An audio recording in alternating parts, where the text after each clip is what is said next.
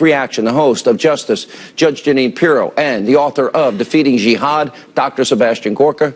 Let's talk legally.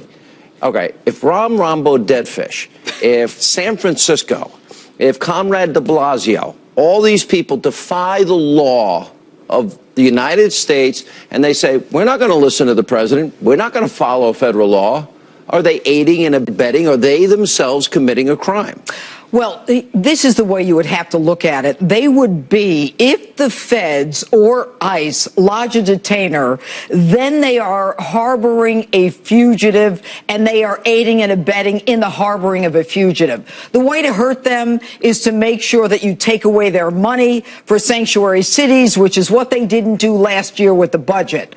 But let me explain one thing. Okay, all right, so they'll defund that. Trump would do that. Trump is going to do that, and Trump has to do it. So here's the next question. Well, what about those people that still harbor them? The people that still harbor them, what he's talking, the cities? Is that a crime?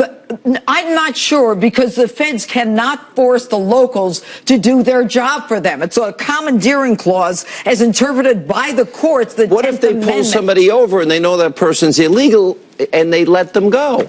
And the locals let them go? Yeah. Is that a crime? The feds cannot force them to hang on to that guy. The feds can only if they have the information. What the feds are doing now is they are getting rid of the information. All right. If I encourage somebody to break the law, I say, okay, yeah, just break the law. Don't listen to that law. But what you have to do, look, this is what Bobby Jindal tried to do when he was running for president. He got a lot of heat for it. You have got to actually be and have an overt act in furtherance of the crime to be part of the conspiracy. Here's the bottom line. This is a fallacy. A chief of police like Beck has an obligation to protect his citizens. A sanctuary city is allowing criminal illegals to run rampant. And his claim that he is protecting them and creating a back and forth with the illegals. No, what he's doing is he's allowing criminals to run rampant and victimizing the illegals. I know, I was a DA. What you're doing is you're allowing the illegal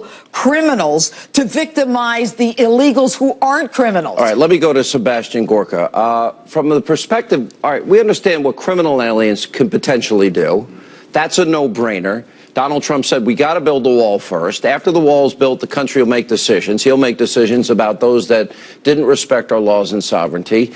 Isn't the bigger issue about borders, though, the security issue that you're dealing with? In other words, you study ISIS. You know al-Qaeda. You understand radical Islamists. Don't they know that border is open? Don't they know that's an easy entry point for them to get into the country, to commit acts of terror in towns and cities, et cetera? They don't just know that, Sean. They actually have been exploiting it. We associate Judicial Watch here in D.C. with the amazing work of Tom Fitton and Chris Farrell on Servergate. But Judicial Watch has also been investigating exactly how the southern border, especially a 60-mile patch between Texas and New Mexico, is being exploited by jihadists. There are reports from the local, not the feds, but the local Texas Public Safety Department. There are reports from Mexico that jihadists are using the rat runs. They're using the coyotes to bring people into the United States. There is an individual who reported that the Garland attack, you remember the attack in Garland, Texas, that was connected to jihadists in Mexico and Texas. So, Sean, it's not hypothetical, it's already here. And those cities that say they're going to harbor or maintain their sanctuary status, I'd like to remind them of one thing. Donald Trump won this election mostly on a platform of law and order.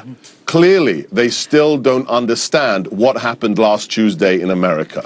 Yeah. There's another piece to this. We do not allow the harboring of American criminals. Why are we allowing for the harboring of illegal foreign criminals? And the United States Supreme Court, in response to President Obama's executive action with DAPA, said, no, Mr. President, we are not going to allow you, by affirming the circuit court and having a split decision, we're not going to allow you to prevent the deportation of 5 million illegals. They have to be deported. So President Obama should get off his high horse at this point and understand that we are a country of laws and stop talking down to President-elect Trump and telling him what to do. We are a country of laws. They have to be followed. All right, guys, good to see you both. Thank you. And very important questions that will be coming up. This is going to be a big fight.